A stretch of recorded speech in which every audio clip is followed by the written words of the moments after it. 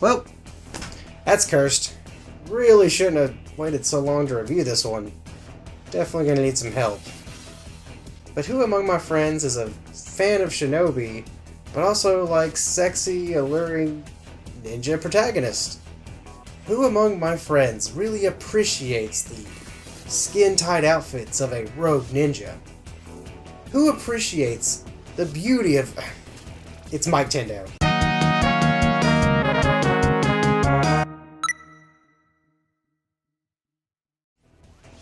Hey friends, I'm Pragmatik, and I like to talk about video games. And last year I covered the PS2 game Shinobi, but I also talked about how I didn't know much about its sequel, Nightshade.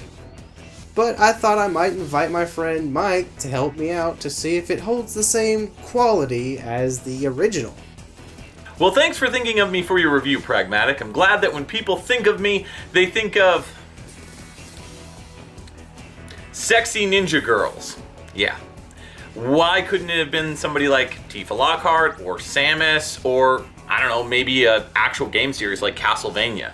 But nope, it's sexy ninja girls. Oh, who am I kidding? Of course it's sexy ninja girls. I'm in. Let's do this.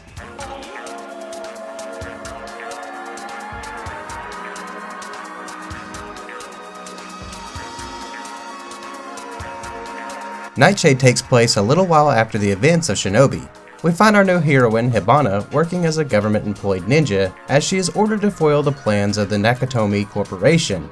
As she digs deeper into their plans, she learns that certain members of the Oboro clan are attempting to gather the scattered shards of the old sword Akujiki, which our previous protagonist set out to destroy once and for all. Her connection to the Oboro clan is a little more distant. While being a strong contestant to be the next clan's head, the sheer fact of her being a woman prevents that. Kinda lame if you ask me. Which I'm pretty sure is Hibana's sentiments exactly, but she'll find herself caught between her feelings for the clan and their members and her obligations to whom she works under. It's a conflict that she'll be faced throughout the entire game. Who'd have thought Shimushi would be after Akujiki?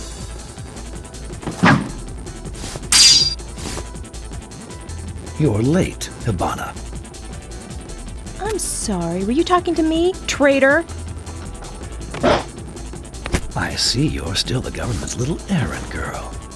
This was one of those times in gaming where everybody needed a sexy ninja girl in their games. The early to mid 2000s was chock full of plenty of these types of characters, and it mostly was for box checkmarking and appealing to the male gamers. From Psy Girls to Tenshu, the kick-butt femme fatale was all the rage back in the PS2 era. However, it's worth exploring whether or not there was a point to adding a character of opposite gender to the Shinobi world. Was it just for the sake of diversity or just an excuse to oogle? I felt like Nightshade brought a lot more humor and playfulness to the kunoichi flavor. Much like, say, Spider-Man, she uses light humor as a way to lighten the mood to an otherwise serious situation, which we all know Shinobi was lacking. Was it necessary? No. But in my opinion, it's certainly welcome.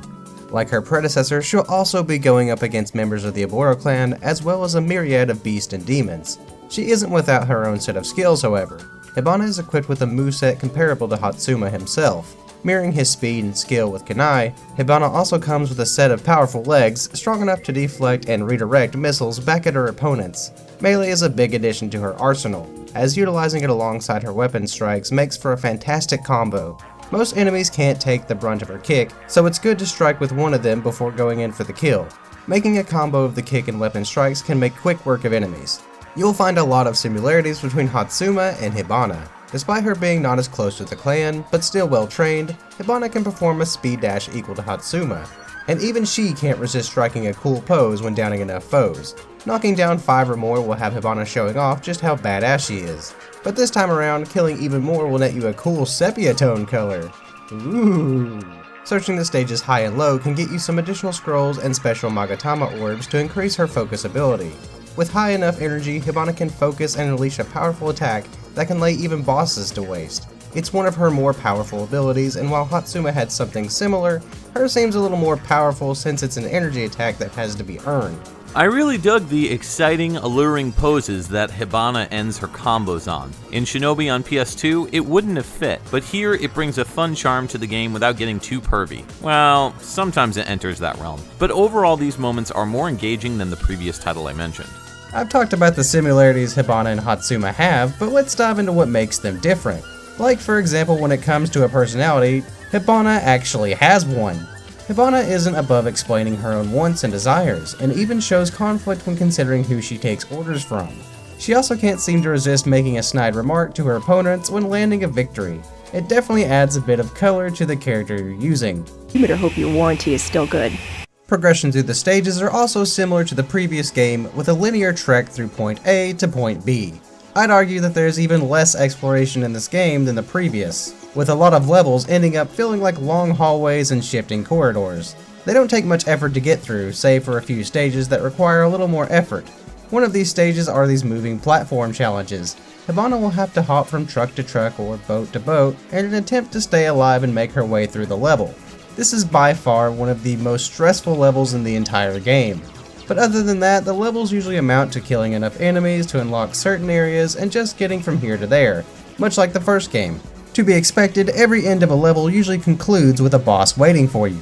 And while there are a variety of bosses ranging from human to demon, they all fight relatively the same. A major point of interest is that the fights vary from Shinobi. A complaint I had about Shinobi was that there was kind of a gimmick to defeating bosses. A lot of bosses were set up to where you had to have killed a lot of weaker enemies before attacking a boss. It would do massive damage or instantly kill the boss. While this was an interesting and even enjoyable experience, it kind of made some of the bosses an annoyance to handle, as you do little damage to them if you hadn't killed any prior enemies. This is a factor that still remains in Nightshade, but is more of an option than a rule. Killing multiple foes before attacking the boss is one choice, but doing regular attacks, using scrolls, and charging your attack are all equal or sometimes better methods of attack to a boss. I can't stress enough how much it pleases me that they didn't make the bosses such a slog to deal with in this game. The biggest change of all is that you don't have the looming threat of Akujiki trying to sap away at your health bar. Exploration comes without any sense of pressure since it lacks the health bar time limit mechanic of the first game, and considering exploration is a heavy factor to finding extra items to have at your disposal, you'll be glad to have the extra relief. The variety and versatility of Hibana's moves are also a strong welcome factor, as it feels like you aren't using the same strategy for every enemy. Additionally, not all adversaries fight the same way. Some have forward-facing shields as well as the ability to block, so utilizing Kunai as well as Hibana's melee attacks to stun her foes before finishing them off is key. It's these elements that give the familiar format a fresh new feel. My biggest gripe, control-wise, is that kick. It's so lackluster, and it feels tacked onto the combat system. I would have much rather had them focus on improving the sword mechanics a bit over adding in a useless melee kick, but maybe that's just me. And these are just select differences that help separate each game. But not every difference is exactly a good thing. Alright, time to get into the negative of it all, and unfortunately there are quite a few things to go over. I'll just get straight to the point on this one. Despite having a variety of techniques to go off of, and nearly copying the exact same mechanics of the first game, Nightshade just does not feel as smooth or as clean as Shinobi. It's not even easy to explain how I feel, but the best way to describe it is that Hibana's speed dashes feel kind of off. Whereas Shinobi had a tight and precise feeling to its dashes, these just feel a bit more loose and kind of slippery. I just don't feel the combat is as smooth as the original, and while not a monumental negative aspect, it really does kind of affect the entire game. Honestly, I think I disagree to a point. I'll agree that the controls feel a little bit more slippery than in Shinobi, but I felt like the movement of Hibana needed that flow to be looser so it wouldn't be as stiff as Shinobi was. There's a joke in there somewhere. Anyways, Nightshade's gameplay made me feel like I was more in control of Hibana than Hatsuma, who felt too stiff in his game. Guess I just like my controls a little stiffer, if you know what I mean. But I do feel it's more apparent in those aforementioned moving platform levels. These levels require some precise timing and accuracy and have such a narrow margin for failure. There are no lives in this game, but a flaw like this only worsens when considering the other issues with this game. The haphazard camera, and the punishment of having to completely restart a level when dying, something that was also a staple in the first game. I can't stress enough how much I dislike the camera. A lot of areas Hibana faces are kind of close quarter, and as such the camera tends to work on its own. When having to face the tight jumps where one error could mean restarting the level all over, this is just one factor you don't want ruining your playthrough.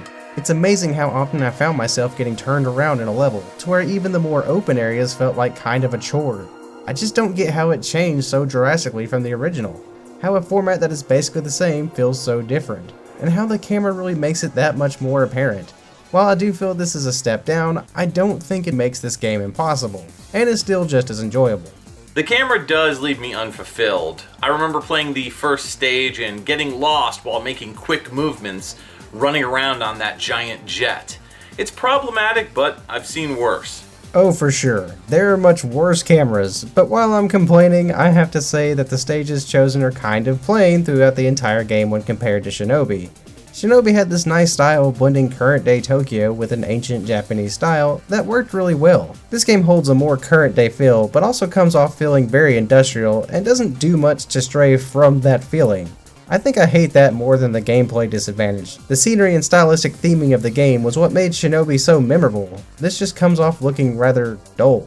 I don't know, man. I might have to disagree with you here. Shinobi's stages were a mess of darkness and walls from what I remember. But that first stage in Nightshade was already a huge improvement. Fighting on top of a moving vehicle is almost always memorable, and while later stages do fall into the more bland visuals with generic construction sites and whatnot, I felt like the warmer tones and color really made all the difference. You have a point with vibrant colors bringing out a better look for a game, but maybe I don't feel that as much when the game is about ninjas. But maybe that's a theme in itself, that where Hatsuma trailed through the darkness, Hibana was more about the day. Kind of sounds cool in that aspect. But just one more complaint I do have is that the story itself doesn't seem all that engaging. I like the idea of collecting the shards of Akujiki, but altogether it seems like a side plot to something that doesn't feel all that interesting in the first place. I'm not going to try and say that Shinobi had a great story, but it was still easier to follow and enjoy than Nightshade. It's a little hard to follow just what Hibana wants in the actual game, and with how displaced some of the cutscenes feel, it's hard to get an understanding of the story at all. This is kind of a shame when you consider how good of a character Hibana seems to be. She deserves better than this paper-thin plot. I'm a big proponent of video game music, and it's always heartbreaking when a game is between mediocre to excellent, and yet the soundtrack isn't memorable. Despite our differing opinions on most of this game, I think we both agree that the soundtrack is largely forgettable. It's full of generic, techno-electronic beats combined with an orchestral flourish that doesn't stand out as anything besides video game music. It's filling space in our ears, but not in our hearts, which is a shame because Sega has some legendary soundtracks and composers under their belt. I absolutely agree here. Not only were there legendary composers under the Sega name, but it's even more upsetting to know just how many worked on the previous game. And we got some hard hitters from Shinobi, like Transfiguration, Waiting Place, and the legendary boss theme, Green Dragon. And it's not to say that this title's OST was bad or even unpleasant, but nothing from the soundtrack save for maybe Shinjuku left me wanting to put down the game and pick up some headphones to listen to these songs on loop, which was something I found myself doing lots of times with Shinobi. I know I'm kind of bashing a lot of the game's aspects by comparing it to Shinobi, and Nightshade can definitely be considered its own game, but with taking so many elements from Shinobi, it should be something that surpasses the original, not a game that falls behind it. And with Nightshade, that sadly isn't the case, at least in my opinion. Altogether, it comes off feeling like a worse version of Shinobi, and I never felt that was a hard conclusion to reach. Nightshade isn't without its improvements over Shinobi with a brighter protagonist, stronger moveset against bosses, and bigger arsenal, but those aren't nearly enough to consider it a better game by any means. Nightshade is a game that may have slipped under your radar, and if so, then I implore you to try and add it to your collection. While true I feel it's a step down from the original, there is no denying it's packed with that slick ninja action that makes the Shinobi series so notable.